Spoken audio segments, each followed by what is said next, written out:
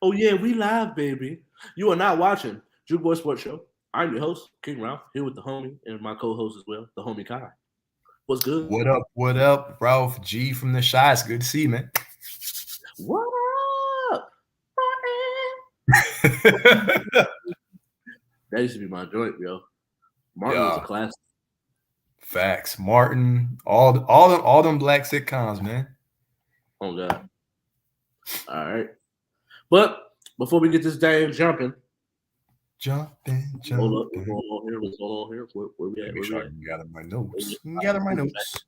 So, send a little shout out to the sponsors. If you want to do any music videos, podcasts like what you're watching, or photo shoots, call the number on the bottom of the screen as soon as it gets over here.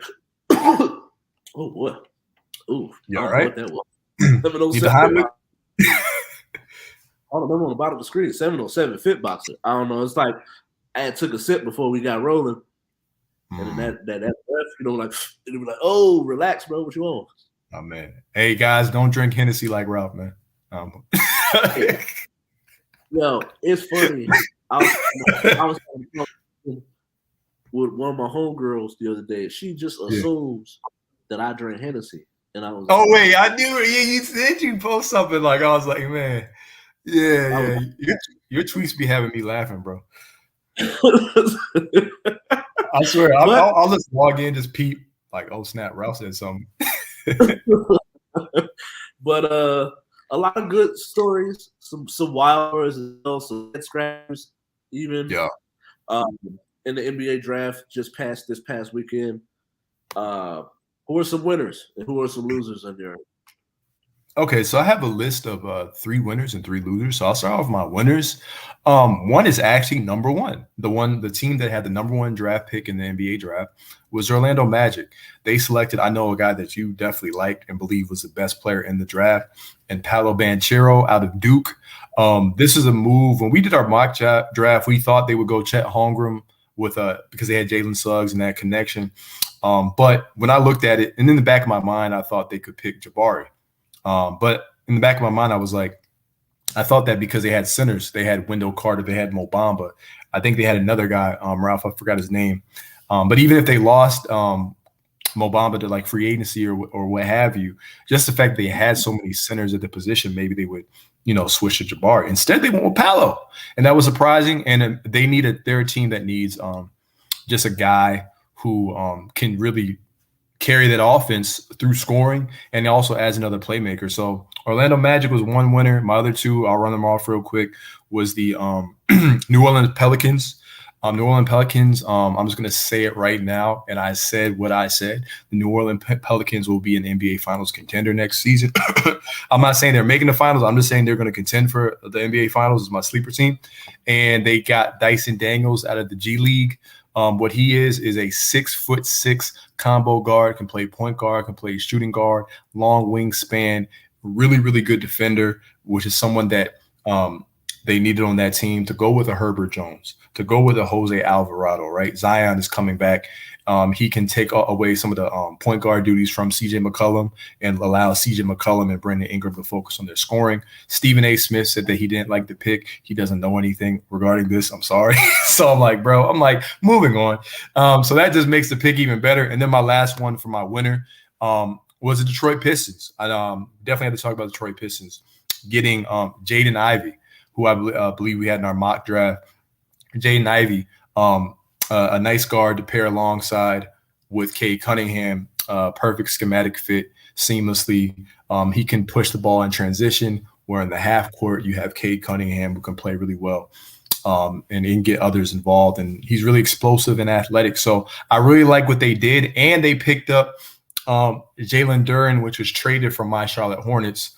And so now they have a defensive rim protector, and they're going to have a lot of athleticism and different things on that team. So those are my biggest winners, Ralph. How about you? Me, I start to think about, like, when I think about winners, it's not about, some people go based off of who you picked and how much talent you acquired, where I think, like, if you can fit a need, so when you think about like different needs and the different style of basketball that people play, I haven't really watched of the Pistons, to be honest with you. But I have watched Dwayne Casey and the way that his teams are ran. So if he's able to get someone, he pretty much has someone that has I don't necessarily say star potential because we're both high, on Jalen Duren, but at the same time, it's like offensively his game is limited currently, but he does fit a need in which think about a pick and roll with Ivan downhill as well as Jalen Duren coming downhill. The possibilities of the lob or you just get banged on by Ivy. Right. And so then you think about the style of basketball that Kate Cunningham could play. Now you have point guards or anybody that can even kind of anybody that you can just kind of hear the hold up real quick. Yeah, we just got a notification about the audio. If you guys can hear us, thumbs up or say put a Y in the comment section. That definitely helps. I could hear you. I'm not sure if they can hear you on their end. We definitely appreciate the feedback. Yeah, that's weird. All right. Yeah. I don't know. This says they can hear me. I don't know what's going on. But back to when you have Jaden Ivey, you have Jalen Duren, then you already have Kate Cunningham on the team. Now you have someone that pretty much you got a point guard, a small forward, and a 5.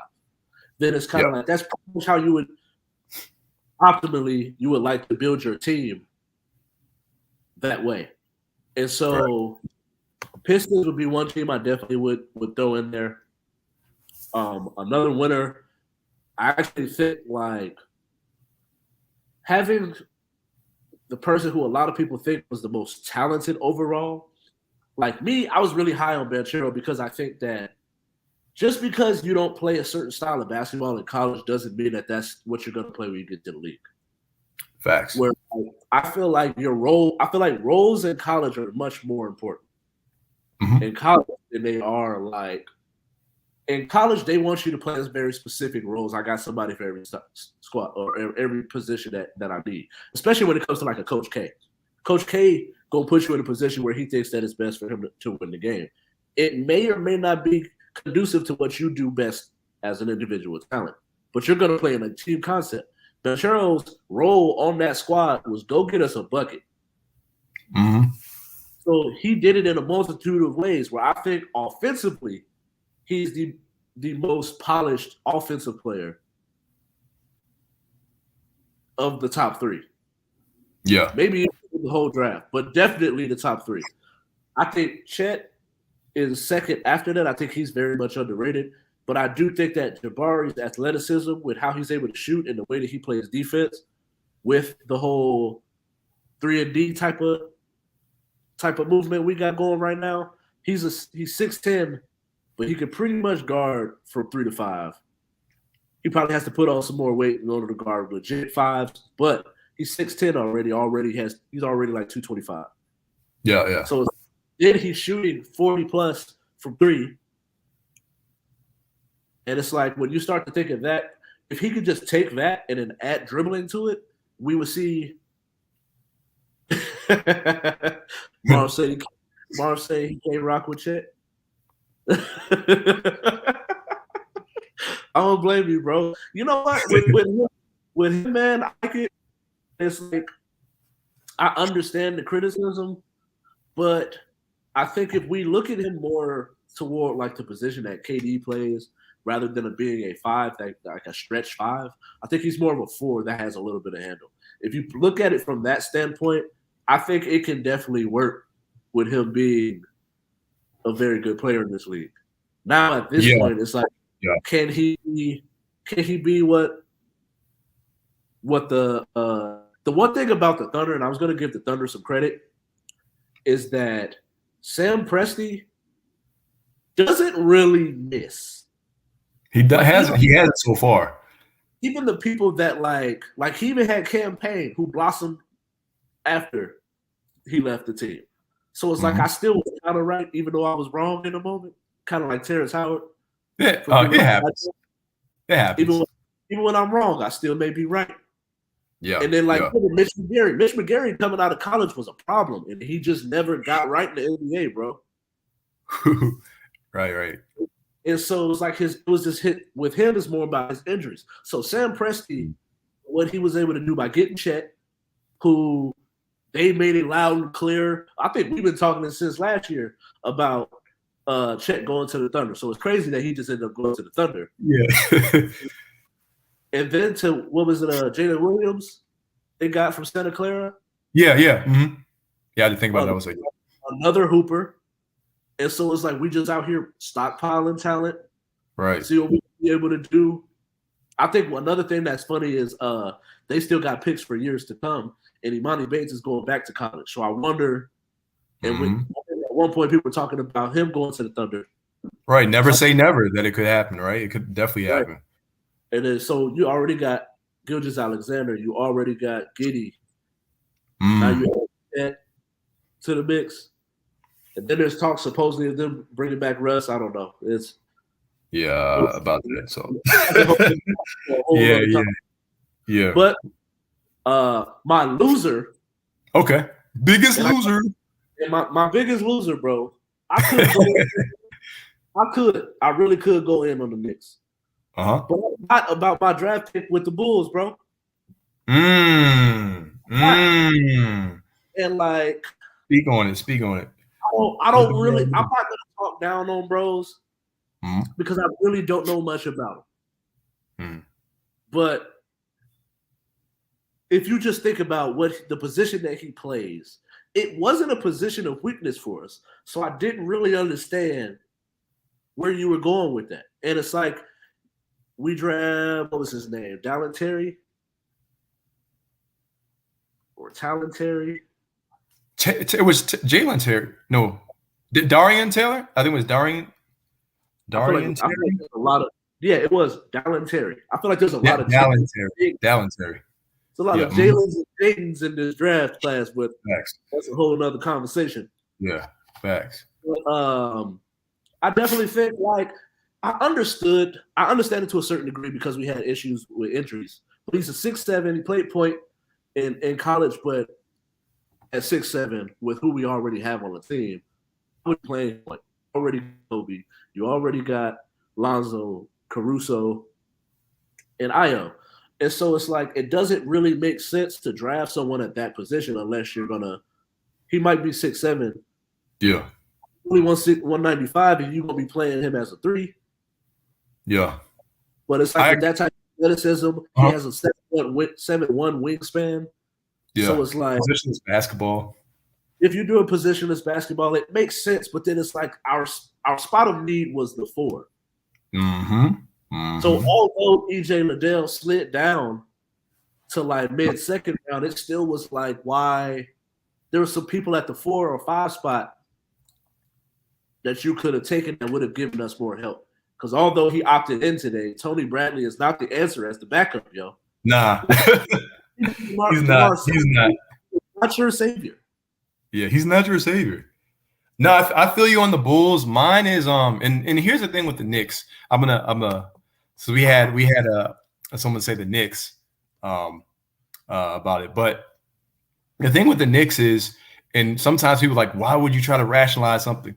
When you look deep dive at it, and I kind of feel like this, Ralph, I don't really think the draft in totality was really, really bad for a lot of teams, actually, because a lot of people are calling up some of these losers, and I'm like, actually, I get why the Kings took Keegan Murray. Now, will Keegan Murray be the best thing, better than Jaden Ivey? Probably not, but I get why they took him due to the fit. But sometimes people say, screw fit, do later, right? And so those are the types of things when you're a GM you have to think about, you know what I'm saying? And I did have the Kings taking him and Jaden Ivey actually dropping. So shout out, not to pat myself on the back, but we did mock that. But the Knicks, it's like, okay, you got rid of Kemba's contract, so that was a good move, right? The thing is more for me is the fact they had Jalen Duren and then they got rid of Jalen Duren. And you could say, well, they had Nerlens Noel, they had Mitchell Robinson, but this is where I would call the Knicks losers, because if you had just kept Jalen Duren, you know that a guy in Mitchell Robinson, who's older than Jalen Duren, is also injury prone, and Nerlens Noel is also injury prone. I'm hearing Nerlens Noel actually might wind up going to the Clippers and join that injury prone squad, even though they're going to be nice on paper. But we get to that later. But if you know all these things, prone players. Ain't no way.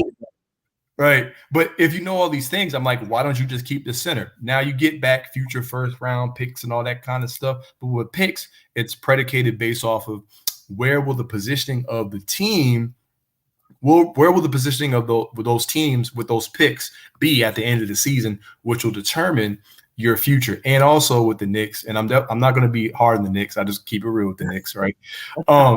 It's more for me. It's okay. You can stockpile picks, but what have the Knicks shown us in their last previous drafts to do with those picks? So for me personally, it was more like I felt like they were kind of all over the place. Where like, oh, we're almost there, and then we kind of They didn't really know what they wanted to do. But I just thought that they should have kept Jalen Duren, a nice guy who plays with the edge, 6'11", 7'5" wingspan, right? A lob threat. Obviously, his post work, needs work on offense, but defensively, we know what he can be, and he's a really good rebounder. And if you know that you have those two centers behind, currently on the roster that have a history of injuries, a linear history of injuries, why don't you just keep Jalen Duren? So that's kind of how I felt about the New York Knicks. And I think the other loser I'd probably throw in there to end would be the Hawks, because I don't really think that the guy that they drafted is going to get much playing time. They always draft these like wing players. AJ Griffin. I don't think he's going to get a lot of playing time on that roster. So we'll see. But that's my biggest winners and biggest losers. Everybody hates me. I like it too, man. I just had to put that comment up there just before. Yeah, that was cold. Another comment. Another topic. The Knicks. But free agency is approaching. It is the draft is wrapping up, so we got free agency, and then we got the summer league is coming close, man. I'm actually very, very much looking forward to that. I look forward to that almost every year. Yeah. I just being able to see people like, man, I seen what's the name before this type of thing. And, but free agency is upon us, and there's some big name free agents that are either could be on the move or there's a possibility of staying with their current squad. What are some of the best landing spots? And so I'm gonna shout out a couple different names. All right. We're gonna do about 4 or 5. We're gonna see how much time we spend on them. But first up, DeAndre Ayton. All right. So the best landing spot for DeAndre Ayton is to stay with the Phoenix Suns. I truly believe that because he just needs to take the money. I don't believe that he's necessarily worth the money that he would demand, and he's not going to get it if he goes to another team. I think teams like the Spurs, I've heard, are considering DeAndre Ayton, or would be a rumored team to consider DeAndre Ayton. But the problem with the Spurs, Ralph, is who I think they should keep, right? Who very underrated piece, who made the All-Star team, I believe, this past season.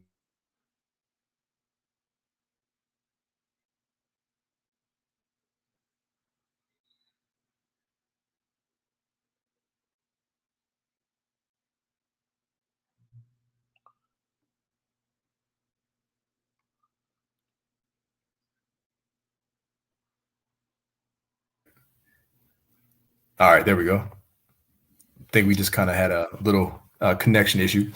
But yeah, Dejounte Murray. So you have to figure that out. And then Detroit Pistons were another team that he was linked to, but they just drafted Jalen. So my thing is, I had him going to the Pistons, actually. So I'm going to let that surprise out. But that was before they got Jalen Duren. So now I think Phoenix Suns. Just stay with the Phoenix Suns. What do you think? Do you think he's staying or should stay? I think his best bet is to stay with that team if he wants to win. Like now. Right. If you want to be the guy. Yeah. Then I would say go to like the Hornets would make sense. I'll take him. I actually really thought the Pistons, and then they got Duren. Right. Those are teams that you could be a problem in 2-3 years, but you're not gonna win right now. Mm-hmm. And I just think that for now, the way that Chris Paul plays, you kind of gotta just deal with it. And so DeAndre Ayton's best landing spot for me is the Phoenix Suns. If you ain't going back there, then hit Mike up. See, he was like, "Hey, what's good?" But Mike gonna press you. Yeah, you can't be that big and be soft. Man, that would be wild. AD. Come on, Young Street Clothes. Yeah, AKA always doubtful. AD. OG Street Clothes. But my boy, oh no, I misspelled it. I just realized that. But my boy Zach LaVine. All right. Is the best spot for him, and I can go on and on. So for the sake of time, I'm gonna let you rock first. All right. So the best landing spot for Zach LaVine, again, is to stay with the team. People are going to hate me with some of these selections. I was joking with our boy Jamal. Shout out to Jamal. You know, he's a Bulls fan like you. Even though I thought he said he used to be a 76ers fan, but whatever. I don't know. I don't always know Jamal's allegiances. But it would make sense because he's an Eagles fan. Right. But anyway, I'm not trying to put any slander or defamation on Jamal. But he's eligible for a max 5-year, $215 million contract, guys. The only other team that can offer him $55 million, that additional $55 million. And look at the Bulls. They won 46 games. They're the 6th seed. All they need to do is obviously add defense, a little more defense, getting the power forward, whatever, backup center if you want to do that. And Lonzo returning. Lonzo and Ball had, I said Lonzo and Ball. Lonzo and LaVine, the two L's, had a perfect synergy together on the court throughout the course of the regular season that we are robbed of seeing during the playoffs. So I think the Bulls, when you look at the landscape of the Eastern Conference, the Boston Celtics, I think what they need to do with their combo is just continue to work on their game in the gym. Jason Tatum, with the Bucks getting Chris Middleton back. But outside of those teams, you could still have questions about the Nets. Is Ben Simmons going to play, right? So if I'm Zach LaVine, I'm like, I can still be a team. I can be in that top 5 teams out in the East. If I'm looking at the 76ers, I don't trust James Harden in the playoffs because I know James Harden's history. He's a regular season player who doesn't elevate his game. So if you look out west, the West this past season, yeah, there was injuries, but that's not going to necessarily be the case this season with the return of Michael Porter Jr. and Jamal Murray and, et cetera, with the return of the Clippers, with the Pelicans and Grizzlies having another season underneath their belt. And so I think that's just a tough landscape to navigate if LaVine were to go to a team like the Mavericks or something of that nature. So I think just in terms of winning, in terms of team chemistry, and in terms of money, Ralph, I think the best fit for Zach LaVine would be to stay with the Chicago Bulls. I definitely agree, bro. Like the only thing that I can make that would even make sense to me, because the Lakers just don't make sense to me. Yeah, I like him over there, but it don't make sense to me at the current time. Yeah. Having Russ, him, and LeBron, who all three need to rock, like it just really makes zero sense to me. Russ got to go. Make that happen. So I don't see that happening. So that takes them off.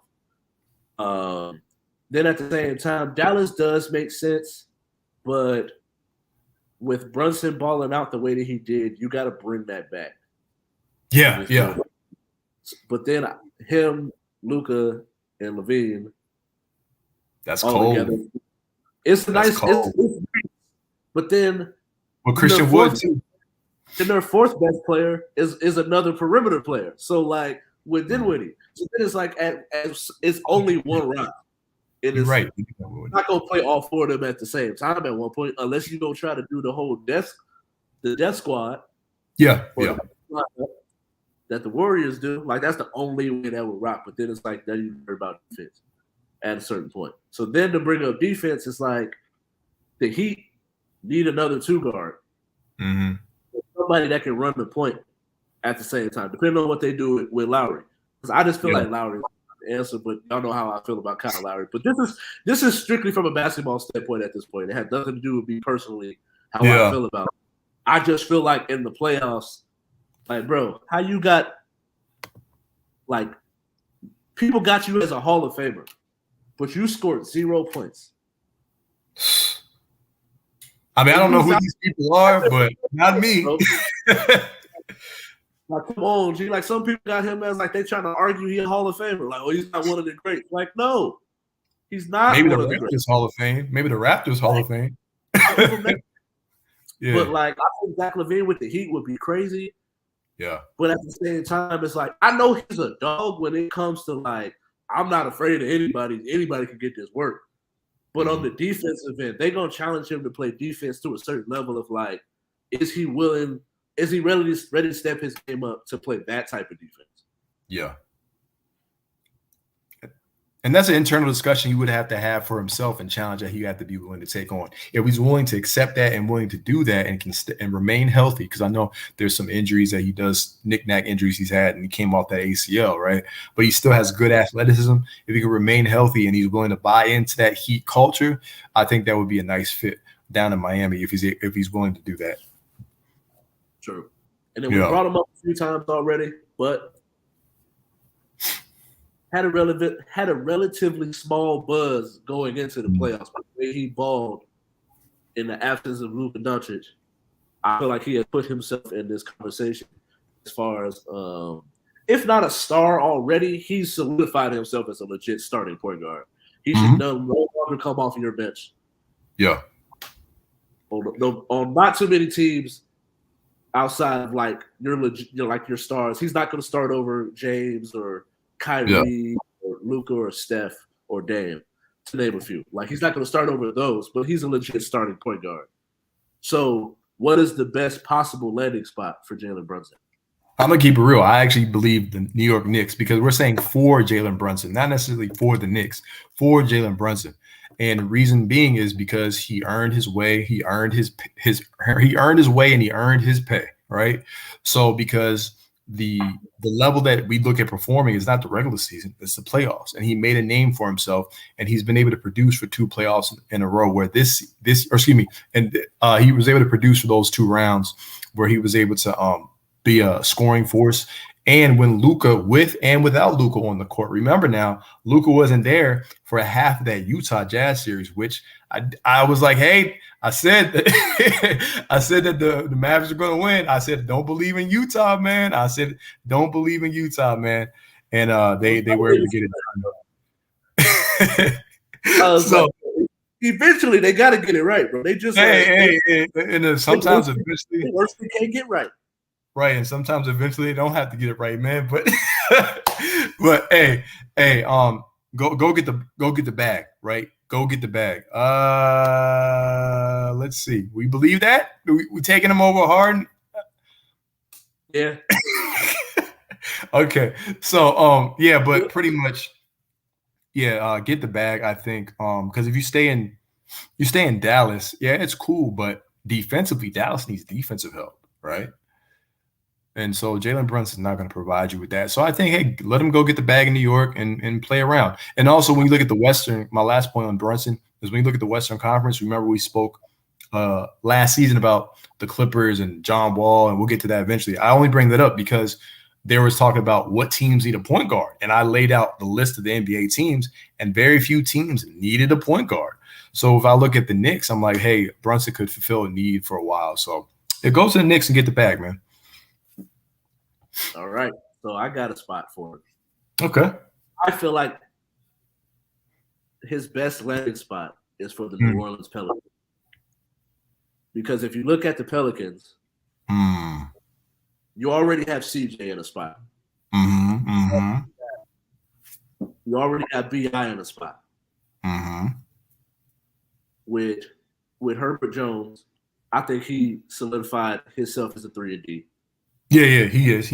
And he doesn't play the point. And then you got Valanciunas.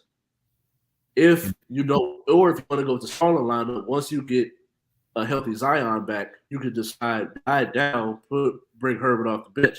So now, coming off your bench, you got Devontae Graham, Jose Alvarado.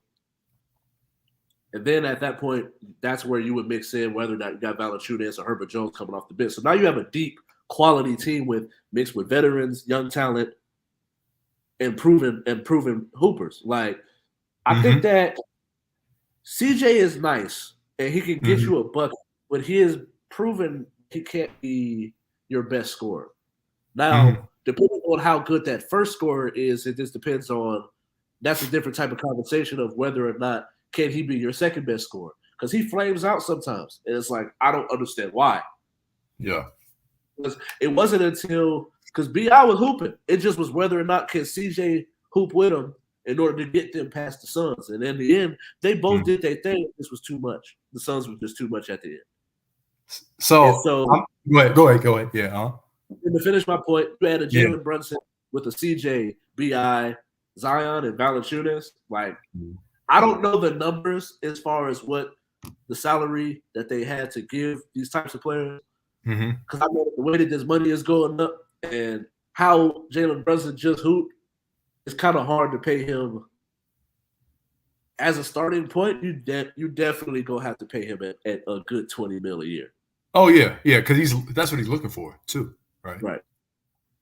No, so here's the thing. I don't hate them. I don't hate them. I don't hate that move. And the reason why I was kind of mute on it was because I feel like, well, they went out and got Dyson Daniels, because here's the thing with the Pelicans, right? And it's interesting. If you ever go in, you should go in there, some of these NBA teams Reddit pages and the fans and how they kind of break their teams down. They love Dyson, and Dyson's it's weird because like he's a combo guard. So it's like, okay, he's a playmaker though. His best attribute is actually his playmaking and his defense.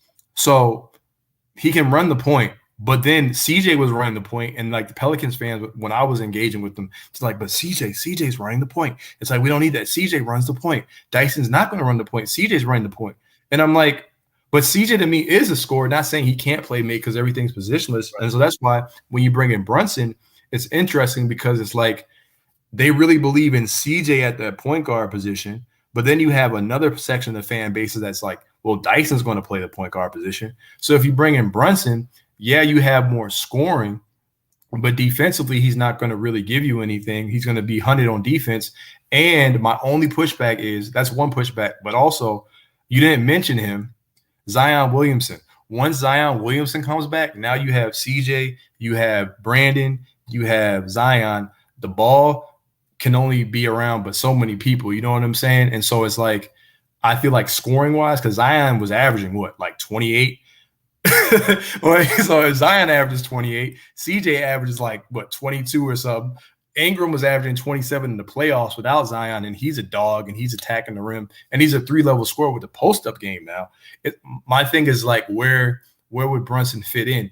But I think it's something like you said, lineup wise, it would have to be a certain lineup, a small ball lineup, right? Maybe you throw Zion at the 5. But would Brunson be okay with that? And like, who's coming off the bench, who's blah, blah, blah, because you mentioned money. So I don't hate the move, but it's just it's an interesting place. It's an interesting pick. That's what I think. So yeah, it's interesting. I know it's college, but Jalen Brunson played more of a complimentary role in college. Yeah. Get a bucket. He's the type of point guard that can run your team, but also get a bucket when it needs to be. And he can hit the three too. Exactly. So that's the reason why, I said the Pelicans. I just feel like he fits that need. Yeah. While also because he's a willing passer. Right. But, and then last but not least, Bradley Beal. I feel like we can agree. Yeah. That he needs to run like hell. Look, man. The Washington. We can agree on where he should run to. Yeah, the Washington Wizards, aka the Washington Lizards, because they don't deserve the Wiz, because they haven't done anything magical. They haven't had any magical seasons since John Wall was healthy, right? And even then, those ended in disappointment. But not to take a shot at my boy from UK, but Bradley Beal, look, man, he's amazing, and we talked about this previously prior to the start of our show. Was Bradley Beal? He said some things, and I understand obviously where he's coming from. He's mentioned in the past to Adrian Wojnarowski in the past about where he would like to go. I had a quote last year. He said, honestly, realizing that a franchise is willing to build around you, it's not always like that everywhere. Like if I go somewhere else, they're just not going to build around you. They'll build around what they have. If I have a chance to create my own legacy and make it work here with the team that drafted me, why not give it a shot? But then he's also told Taylor Rooks this year, about winning. And he's like, my biggest regret in my career would be not giving myself a chance to win. Well, does Washington give you a chance to win? No. not with Wes Unseld Jr. and those guys there. And, you had the Montrezl Harrell experiment and Daniel Gafford. You don't have any pieces. You're not currently contending.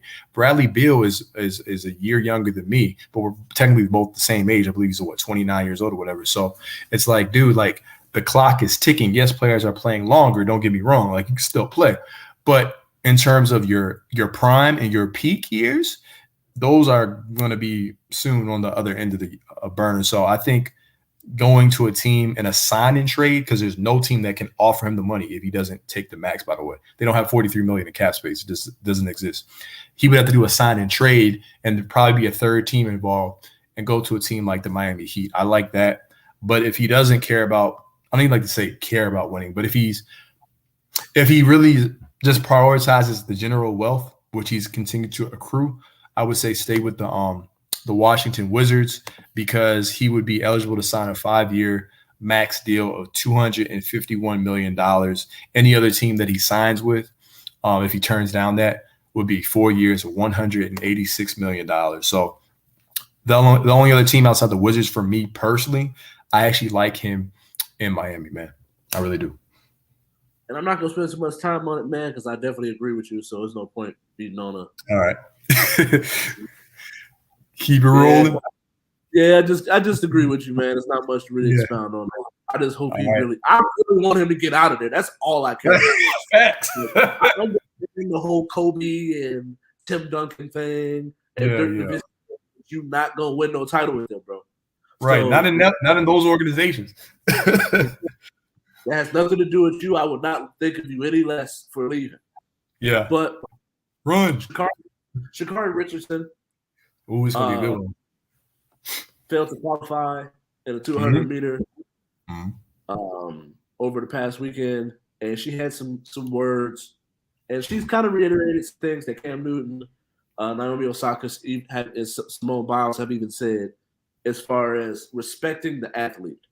When it comes to their wins, their losses, and questions that you ask, make sure as a media person, if you're going to be asking questions, to respect the athlete. What are your thoughts on her comments? Okay, so here's the thing, right? Sometimes it's the right messages, wrong messenger, and some people hate when we say that sometimes. I get that at the time, but I think the issue for me, Ralph, right? And just my personal opinion and honest opinion is with Sha'Carri Richardson, what she did there was she's like, let me put this out here. However, when she's losing with the media, right? I don't want to be near the cameras. Don't talk to me. Don't ask me questions. There was no line of questioning that they even came off. No disrespectful line of questioning. No line of questioning that insinuated anything that would have had a negative connotation that had anything to do outside of the race that she was in, right? And so it was, I felt there was deflecting there, and then let me run away from the media. And I'm like, Sha'Carri, man. Sha'Carri needs to understand, Ralph, that there's actually, despite all the people that want to see her fail, because there's some people who actually do want to see her fail, there's people that actually genuinely support her. There's people who genuinely support her and are disappointed by her performance and the fact that, they don't want to see her get dropped by Nike. I get what she's saying about respecting the athlete. You mentioned those athletes that you mentioned. Thank you. Those athletes that you mentioned. But it's more the fact that she kind of used it in this regard. If you actually saw the interview, the actual video, as kind of like a crutch. It's like, nah, Sha'Carri, when everything's going good, you are running to the camera and you're saying, look at this, look at me, blah, blah, blah, blah, blah, blah. But when you're losing, shout out to, Shelly Ann Frazier and Price and all those people, it's like, yo, the way you conduct yourself, right, is almost like as if you're not trained. You don't have media training. And so that's kind of the takeaway that I have with this. And just her performance overall, man, as someone who ran track and field since I was in 4th grade, right? And then obviously, I stopped once I got to college. It's disappointing because she literally was the fastest under age 20, right? And so when you've been hyped up and you're told you're the best, but then you get to the pro level, right? Or we've all played sports. When you get to a level, we didn't get to the professional, but when we get to a certain level where it's like, yo, everyone's just as good or better than you, right? That's where she had. That's pretty much her issue right now. It's everyone's just as good or not better than you, and she can't really handle the smoke right now, and so it's all mental, right? It's all mental with Sha'Carri. You know what I'm saying? And yeah, respecting the athlete, but then you turn down Usain Bolt's advice. You turn down Allison Felix advice, right? And I wanted to share this, and then I'll swing it back over to you. She actually said something, right? We talk about respecting the athlete. Here's a quote that I actually dug up because I remembered it. Shout out to Allison Felix, 11-time Olympic medalist, most all time by a track and field athlete. She didn't even say what Usain Bolt said. And Usain Bolt said, say less, just train harder, right? She actually was really gracious in supporting Sha'Carri. She said that she's obviously been through so much. This was after she got banned with the marijuana situation last year. She's obviously been through so much, and I hope that she's supported. I hope that people rally around her. Obviously, she has a great personality, and she's brought a lot of attention to the sport. And I think she'll be in the sport for a very long time. I think just more than anything, for all athletes, there's so much that goes into it. So just give her the support that she needs. You know what she responded back to Allison Felix with? She said, encouraging words on TV are just as real as, well, nothing at all. Like, and so, like, I'm not here to, like, bring her down or anything, but it's like Sha'Carri needs to, like, don't deflect Sha'Carri. You have to take the L's. MJ took the L's. Kobe took the L's. Draymond Green, he talked all that talk, right? But then they're like, Draymond, how'd you play last night? I played like bleep. Right. Say what you want to say about Draymond. So my thing is, I feel like it was a right message, but from the messenger that it was coming from, and having watched the race and then seeing how she responded, it was like, oh, let me think. Oh, by the way, hey guys, before you can throw your questions at me, bless, blah, blah, blah, blah, blah, blah, blah. Okay, bye. And then you run off. You don't even walk off. You run off. And so it's like, I just want her to know, like, yo, we support you, Sha'Carri, but it's like, you just got to make sure that you get right. So that's all I got to say, man. I'm going to drop the mic with that one, but I'll swing it to you. Then, for me, man, like, I definitely agree with you, bro, because it's like, for me, I personally feel like this is a teaching moment for any young athlete because, like, just to use Draymond Green as an example, and is it Emmanuel Acho? That's all. Speak for yourself. Yeah, Emmanuel Acho and Wiley, I believe. Yeah. And so Acho used the example of when Draymond Green was playing for the Warriors and they was getting smacked by 40 to 50 points and they was playing Whoop That Trick. What was he doing? Dancing. Mm-hmm. He's gonna get ridiculed because y'all supposed to win the title. You're upset that people aren't picking you. You just lost by 50 and you're dancing in the away team's arena. Yeah. But then what is he doing when he's winning as well? Still dancing in that same energy. And people always talk about in our culture as keep that same energy. But it's like he literally kept that same energy in a win and in a blowout loss. Mm-hmm. And so you got to be able to take that on the chin and take that in the chest because the same way you popping off, and I'm here for it. When she was at LSU, was doing the damn thing, I was the first one like, yes, go ahead, girl. Yeah. The LSU purple. But I still was like, pop off, go crazy. But then it's like, when you lose, now I'm not allowed to criticize you. You just came in last. Yeah. And it's like, if she just won an event, so it's not like she has her ups and her downs, and she's only 22 years old. And you got to think about how long she's going to be around for. And so you just hope that I'm one of the people that you described as a person that's rooting for her. Yes. But I just think at a certain level, you got to be able to take the good with the bad.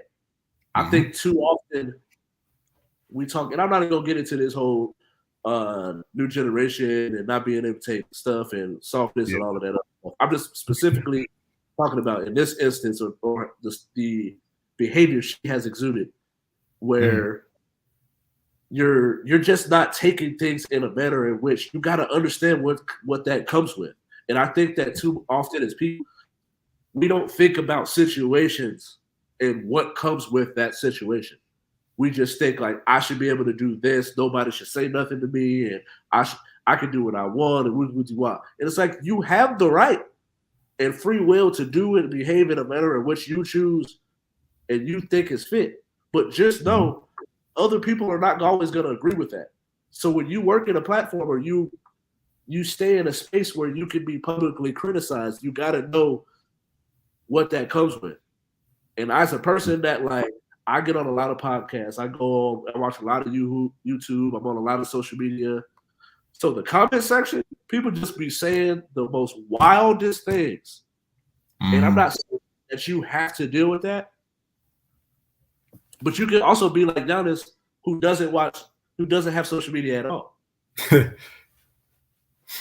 Or Kawhi. So it's like, either if you put yourself in a position where you can be touched, don't be upset when someone tap you on your shoulder. Yeah. And so with that, we go Britney Griner is stuck off in Russia. For the people that don't know, when Russia was invading Ukraine, her agent called her, told her, hey, we're about to book you a flight to be back to the States. Getting a little too rocky. She has some wax marijuana cartridges and was caught with them, and she has been in a Russian prison, a Russian jail since then. She just was able to get to court on Monday. They scheduled her actual court date and trial date is Friday. Excuse me. She's looking at 10 years if convicted because I guess the amount she had was enough for them to consider it. She distributed. And so, do you feel like this is getting enough attention? And do you also feel like they are doing enough to make sure she gets home safely? Yeah. So you hit me with a tough one. I personally feel like it's getting the attention. I feel like it's getting as much attention as I would expect. How do I want to word this? Because they always say, choose your words wisely, man. But I feel like it's getting as much attention as I expect it to get, if that makes sense. So I kind of use that coded language for whatever that means, right? You can take that for whatever it means. Especially when we're dealing with women and everything, and we have this thing where this country, has this issue against like women, but they're trying to get better, and it's not right. But and she's a WNBA player and all that kind of stuff. But the WNBA has brought light to this. They've been on many platforms. You've had other athletes talk about it, etc. However, are they doing enough? And I mentioned to you prior to our show, I had read an article about, talking about a transfer or something about someone who was dealing arms or had intel and stuff like that. Hey, you give us that person and we'll give you Griner, allegedly, you know what I'm saying, and all that kind of stuff that I was reading. And I feel like you start to see the value of, quote unquote, in the U.S. government's eyes or whoever, how these situations work, because I don't necessarily, I'm not involved in that type of stuff. You start to see what they value and I guess what they don't, right? When you talk about matters of national security and matters of or should I say matters of domestic foreign affairs, excuse me. It's a really touchy subject for me and just for a lot of people, because it's like, man, because you want them to save everybody, but that's not the first person and the only person that has been detained in another country, right, and didn't come back. Unfortunately, they always say rules are rules, but I think the fact that 10 years that she's facing is insane. But I feel like there's a lot of people who, I don't know if we put this comment up earlier, but I'll flash it back up, my boy, right here. It's like I said, like for me, it's just so difficult. Like you said, like you have to know what she was getting into, but she definitely does need help. It's just tough because I feel like, Ralph, without going in circles, and I'll just end it here, I just feel like I don't think it's going to end well, man. I really don't. That's all I can say, man. I think I think a lot of the things is like this is one of those moments where we start to talk about the different freedoms that we have in America that don't get in other places. I think a lot of who she is and what she had and who she and where she's from has a lot to do with it. One, it's an American woman. She's like 6'6", black with locks. Tats. Open. She's also openly lesbian in an area in which that may or may not be frowned upon, to the point where you got to think about in other countries, just being those things I just mentioned could have you murdered. So it's like, while also then at the same time, she's coming back with a drug in many other countries. It's still a drug, regardless of how we look at it in the States, where it's like, you got to be like, and I brought this up before, you got to think about like what that could bring to you. I can't even imagine what it's like being in a Russian jail. So I'm not even gonna put myself in a position where I will have to experience that. Yeah. And so to answer the question, I do think it is getting enough attention because I see it everywhere. Now, I haven't gone and actually asked people if they know anything about it, but I see it everywhere. I feel like it gets talked about a good amount on sports. I feel like it gets talked about a good amount on like sports shows or different or like social media outlets and things like that.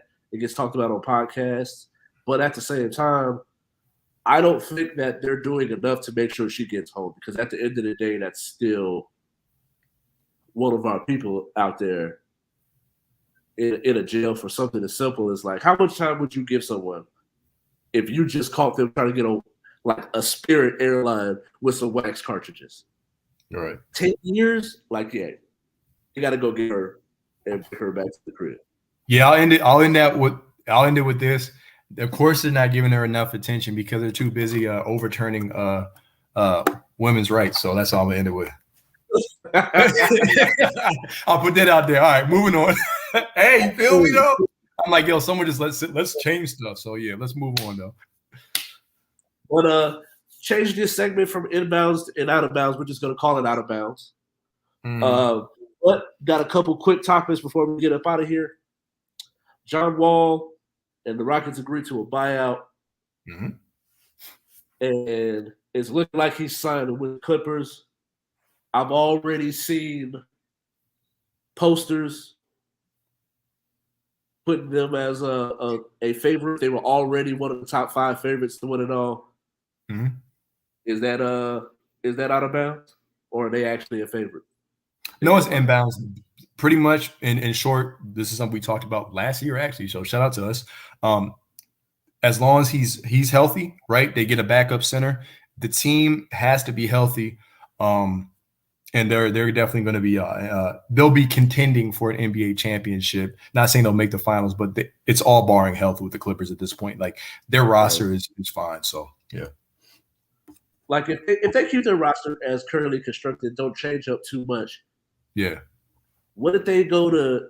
Did they go to like 5-6 games with the Suns with just Paul George and Reggie Jackson? They went all the way to 6 games with Paul George. No Kawhi, no Norman Powell. Covington was on the team at that point either. So then you add a Covington, you add a Norman Powell, and then you get back a Kawhi and you add John Wall. Yeah. The only thing for me is I think Reggie Jackson has established himself as a starter. So I'm curious, is he willing to take a step back? Is John Wall willing to come off the bench now that? Because I was just thinking about this. Yeah. I think the last time he played a basketball game, if you were to go and talk to that version of me, I would have never thought that I had a kid. I would have a kid by now. My daughter's about to be 3. So that was a long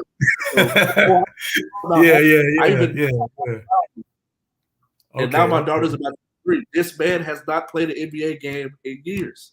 Right. They need to boost his ratings up on 2K because he's kind of sluggish. But anyway, I played with him last night. I hadn't even started my lock journey the last time he hooped. I still had waves. Oh, man. But another one, Warren Sapp calls Kaepernick's Raider workout a disaster. Was he there? saying that he had some sources that said that it was terrible, it was a disaster. He didn't understand how he even got that tryout. Yeah. He said some other things too. Well, was he out of bounds? Most of the time, everything Warren Sapp says is out of bounds, and I like Warren, but you know. And the thing, my thing is literally, I'll just put like this: was he there? Like my thing is, you can say sources. Chris Broussard has sources. Do we believe them? No. My only thing is, was he there? I don't know if it's good or bad. I'm not advocating whether it was good or bad, but I'm like, was Warren Sapp there? Like, bro, you know what I'm saying? So that's all my thing. You're the Raiders expert and number one fan here, so maybe you can tell me. But I hope it wasn't bad for that sake. I hope it was well run and all that. So yeah, there was a couple things that like I think he's more out of bounds for being on Vlad TV doing interviews. That's Vlad TV. But talking to the cops. That's a whole other conversation for a whole other time. But like, you want to run into the cops, man. You out here running to the Fed, brother. Feds, not the Fed. Out here snitching. Oh man. But there was a couple things that he did say in that interview though, because I watched the whole thing. Okay. I don't watch clips. I like to watch the whole thing in its entirety. Yeah. And then I'm gonna ask about this last one, but he did bring up how are you gonna sue someone and then try to come back and try to get a job from the person? Like, it doesn't make any sense to me. I never understood it. I've been rooting for him the whole time. Right. But at a certain point, it's like, bro, like, what was you really think? I think the moment you went and sued, you can't then sue and then be like, hey, so all right, I saw y'all hiring. Can I get a spot? I agree. I agree. I felt the same way. Man. And then last but not least, the boy, the man himself, that mama there goes that man. Kyrie Irving in with the Brooklyn Nets. There's been lots of talks. He's expecting a certain dollar amount with a certain amount of years. There's been talking whether the Nets feel like he hasn't proven that I can give you this long-term deal because you just be feeling like you can just stop coming into work. But is Kyrie out of bounds?